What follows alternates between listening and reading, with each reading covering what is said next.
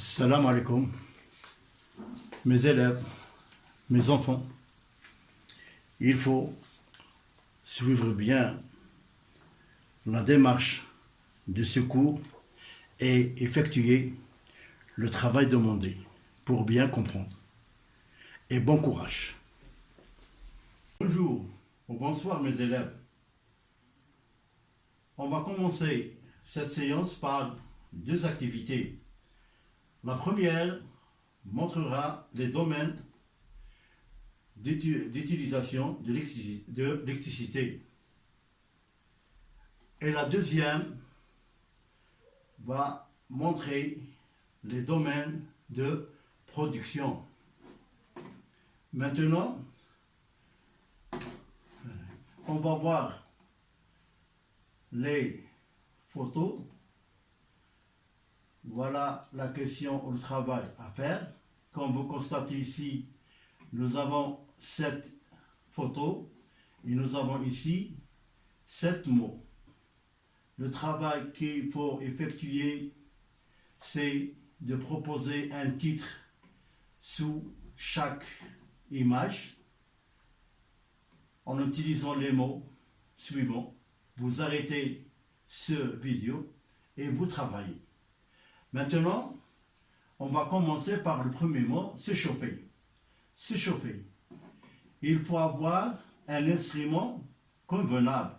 Ici, c'est le four, c'est-à-dire c'est en 3. Écrire. Il faut avoir un instrument pour écrire. C'est l'ordinateur.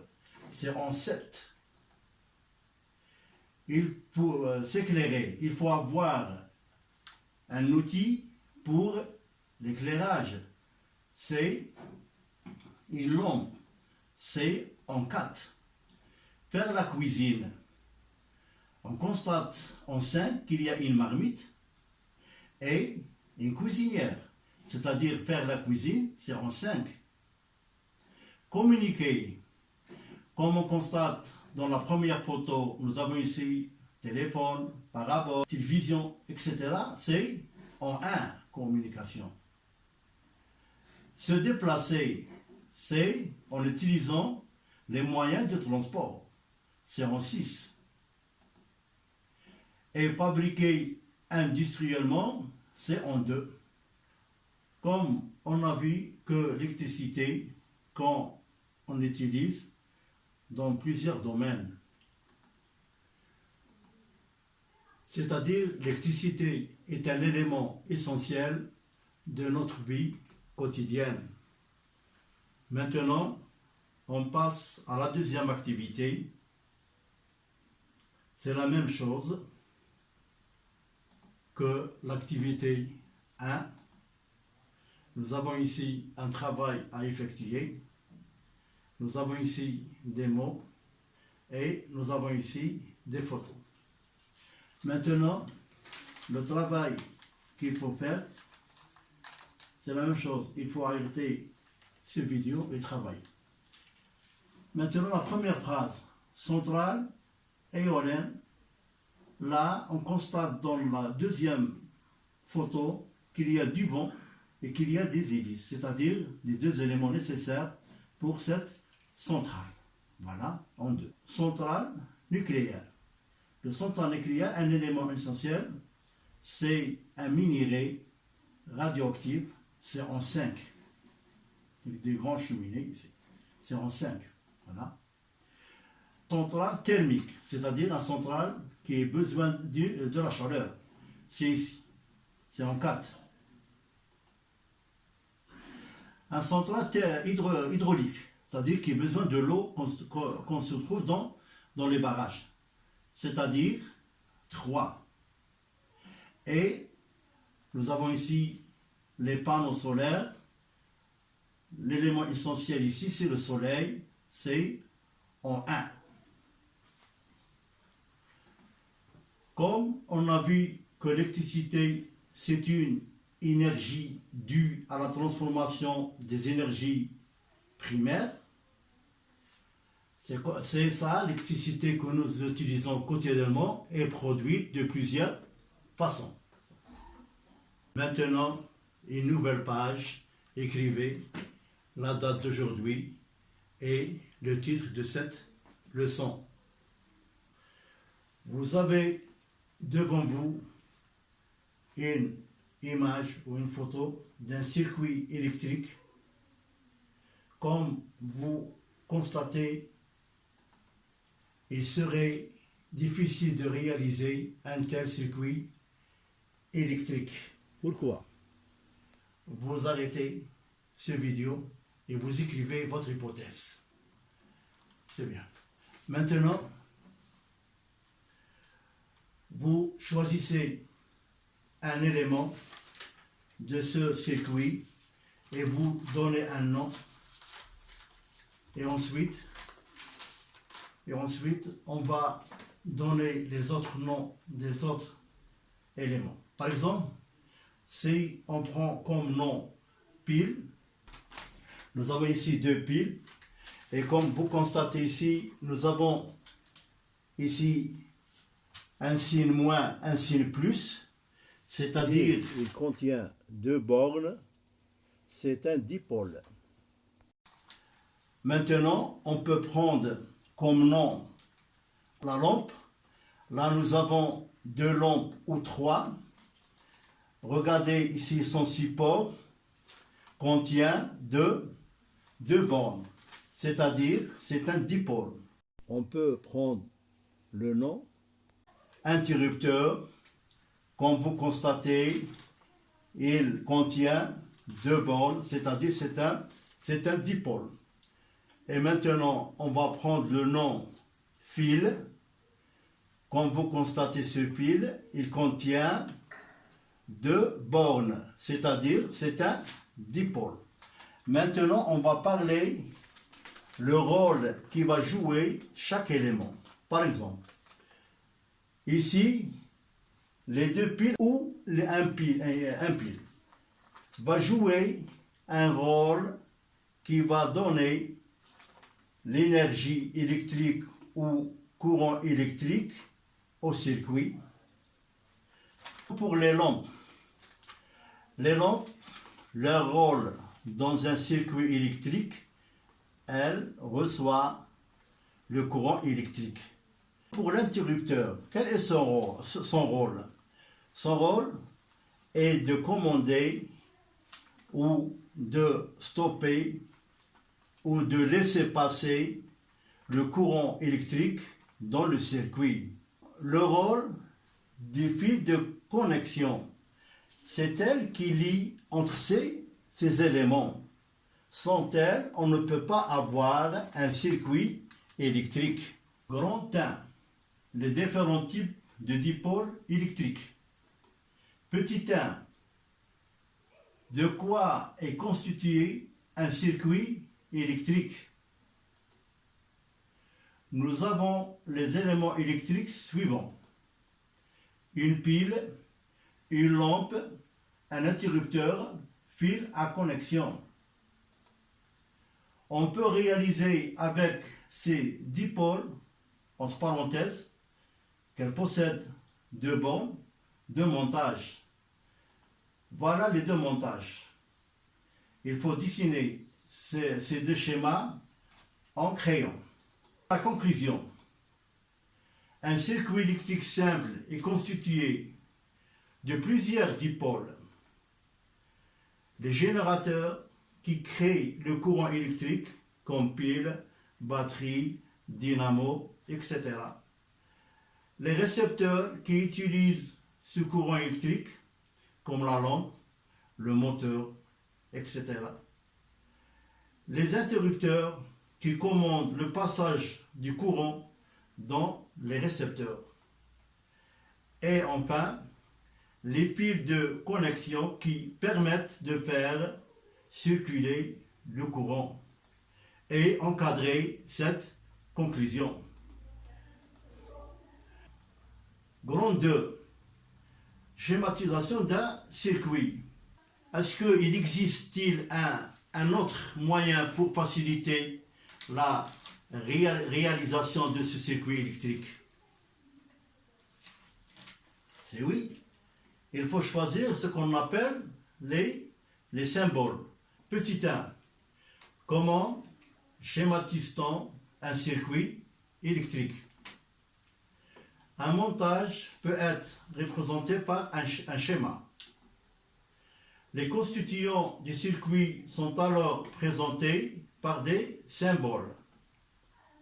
Inversement, un schéma normalisé donne toutes les indications nécessaires pour réaliser le montage correspondant. C'est-à-dire, on peut, d'un schéma, on réalise un montage. Ou l'inverse, d'un montage, on peut dessiner son schéma. Le tableau suivant représente les symboles de quelques éléments électriques. Le voilà. Le voilà le tableau qui contient 3 colonnes et 5 lignes. Pour la première ligne, nous avons ici le nom du dipôle, c'est la pile. Voilà sa photo. Son symbole, le voilà. Et son rôle dans le circuit, c'est un générateur. C'est-à-dire qui crée le courant électrique. Maintenant, le deuxième nom du dipôle, c'est la lampe. Voilà. C'est la photo. Son symbole et son rôle, c'est un récepteur. Maintenant, fil de connexion. Et voilà son symbole. Son rôle dans le circuit, c'est le passage du courant. Maintenant, nous avons un interrupteur. Comme vous voyez ici, vous avez un interrupteur soit fermé ou soit ouvert. À la position 1, il est fermé. Là, nous avons son symbole, le voilà. Et à la position 0, l'interrupteur est ouvert. Il a un autre symbole. Et le rôle de l'interrupteur, si l'interrupteur est fermé, son rôle, c'est la fermeture du circuit.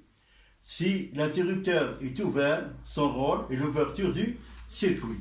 Les élèves qui n'ont pas le cahier d'activité, ils peuvent dessiner ce tableau sans image, sans photo. Mais pour les élèves qui ont le cahier d'activité, entre parenthèses, celle du manuel L'Univers, là, il faut utiliser ce tableau devant vous. Vous décollez ce schéma du document numéro 3, page 113. Et merci. La conclusion. La schématisation est un langage codé qui facilite la représentation d'un circuit et donne tous les renseignements utiles pour sa réalisation. Maintenant, encadrez cette conclusion. Grand 3. Conducteur et isolant. Comme vous constatez ici, nous avons ici un générateur. Nous avons ici une lampe avec son support. Et ici, nous avons un multimètre qui est positionné dans l'ampèremètre. Et nous avons ici 2 fils. Ici, nous avons 2 liens. Maintenant, nous faisons l'expérience. On va intégrer chaque élément. Là, nous avons un montage d'un circuit électrique. Nous avons ici un générateur. Là, nous avons ici une lampe avec son support. Et là, nous avons un multimètre fonctionne comme un ampèremètre. Ça, on va voir plus tard. Et nous avons ici des fils de connexion. Et comme vous constatez ici, nous avons ici un vide. là, en insérant ces plaques et ces cols entre ces deux bornes. Pour la première, c'est en fer. Pour la deuxième, c'est en aluminium. Et là, en verre, c'est la craie. Et là, c'est en zinc. Et là, c'est en cuivre. Là, c'est en plastique. Et là, nous avons en verre. Maintenant, on va insérer ces corps dans ce circuit et on observe. On va commencer par la plaque de fer. Qu'est-ce qu'on observe? On observe ici que la lampe s'allume et que l'ampèremètre affiche une valeur. Écrivez cette valeur. On va insérer la deuxième plaque, voilà, celle d'aluminium. De même chose, on voit que la lampe brille et écrivez cette valeur. La craie, qu'est-ce qu'on observe? On observe que la lampe ne s'allume pas et vous avez ici, dans l'écran de ce multimètre, nous avons ici des zéros, c'est-à-dire le passage de courant est nul. Maintenant, on va pour l'autre et on peint, ici c'est le zinc, pour le cuivre. Maintenant, le cuivre. La lampe s'allume. Là, vous avez ici une valeur, c'est-à-dire le courant passe dans le circuit. C'est pour cela que la lampe s'allume. Pour la règle en plastique,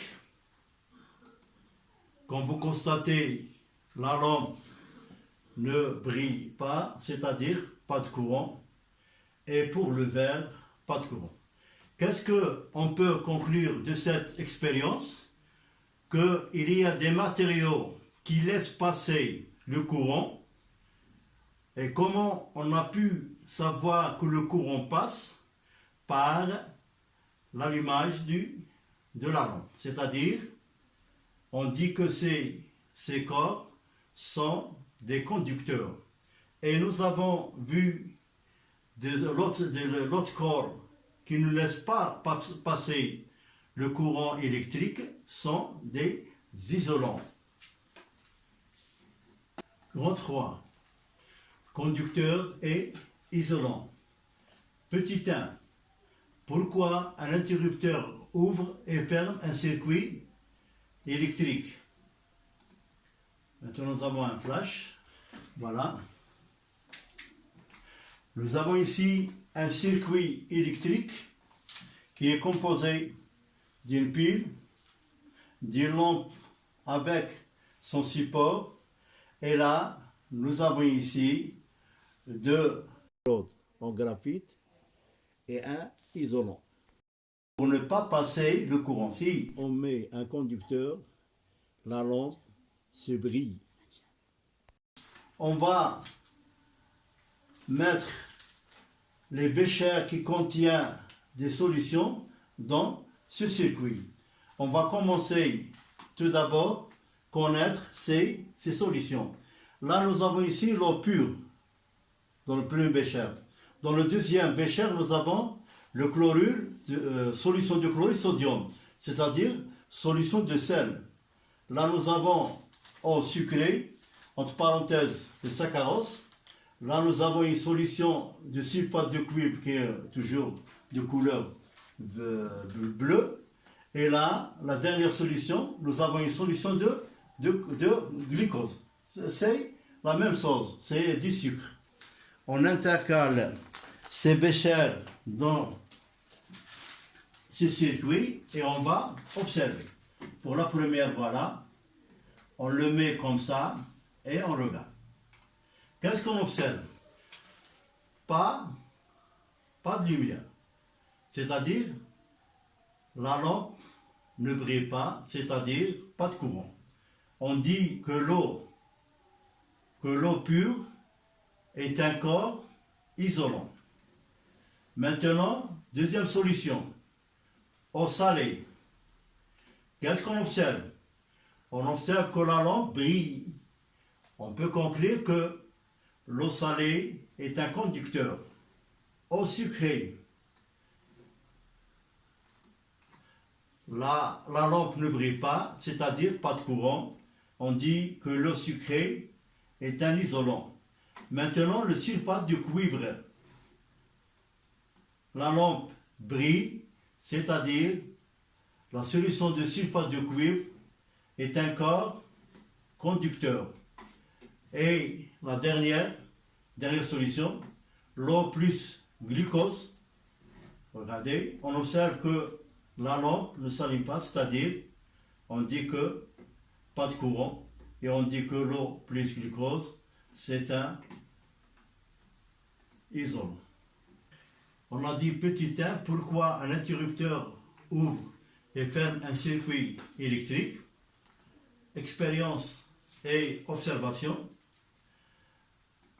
Le matériel que nous avons utilisé, un générateur, une lampe, fil de connexion, nous avons utilisé ici 3, et divers objets de roulement. Dans un circuit qui contient un générateur et une lampe, insérons les différents objets. Pour chaque essai, notons l'état de la lampe allumée ou éteinte. Vous dessinez un tableau de 2 lignes et de 8 colonnes. Pour la première ligne, nous avons les noms des objets et la deuxième ligne, nous avons l'état de la lampe. Par exemple, eau salée, on a vu que la lampe s'allume, c'est-à-dire c'est un corps conducteur. Eau sucrée, nous avons vu que la lampe est éteinte, c'est-à-dire c'est un corps isolant, clou en fer, ou clou en aluminium, ou clou en zinc, ou clou de métal, c'est un conducteur. Graphite ici, c'est un conducteur parce que l'état de la lampe est allumé. Le plastique, c'est un isolant parce que l'état de la lampe est éteint. L'air est un isolant. On passe à la conclusion. Un interrupteur ouvert ne laisse pas passer le courant électrique dans le circuit lampe éteinte, car entre ces bornes se trouve un isolant, entre parenthèses, l'air. Un interrupteur fermé laisse passer le courant électrique dans le circuit lampe allumée, car entre ces bornes se trouve un conducteur, entre parenthèses, fil de métal. Encadrer cette conclusion. On va passer à l'application. Voilà devant vous.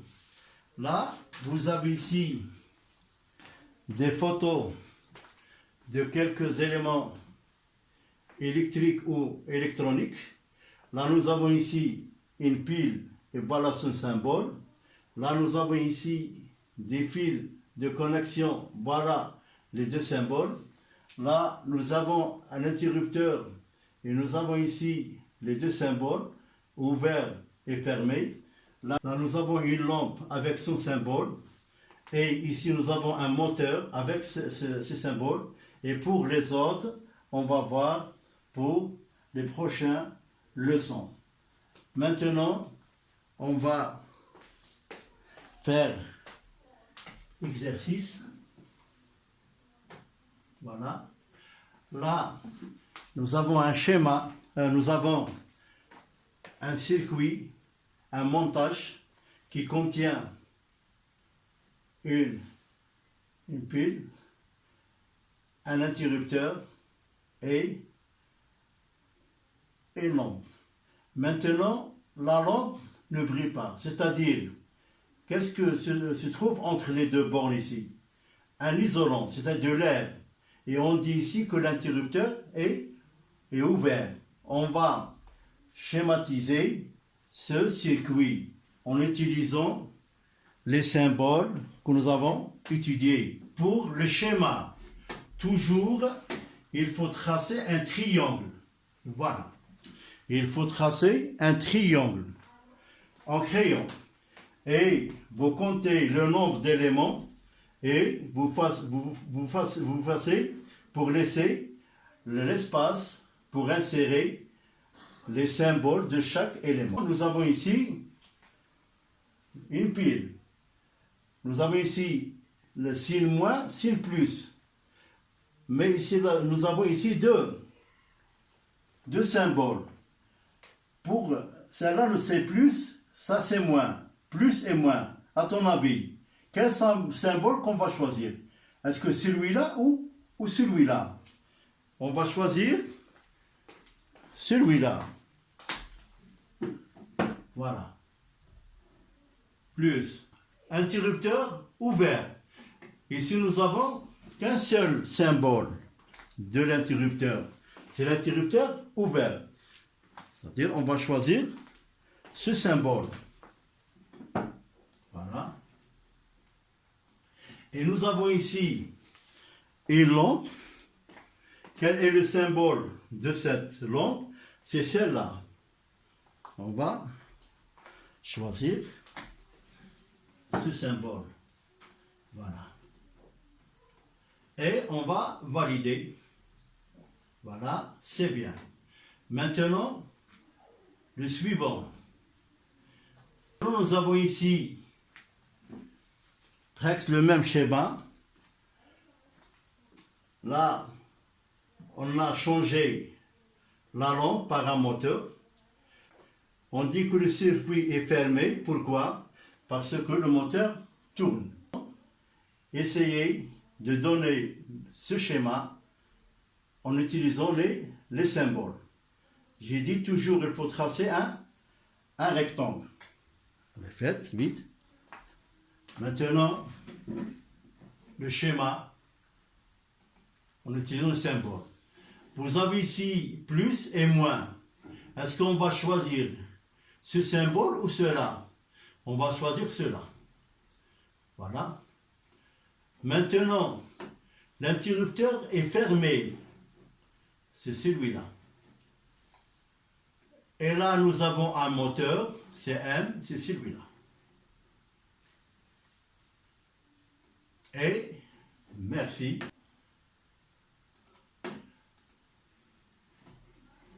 Pour terminer, vous avez ici un document. Le document montre l'élément essentiel dans les stations hydrauliques, c'est de l'eau, comme vous constatez ici. Voilà, vous avez le spot qui bouge parce qu'il y a un courant électrique.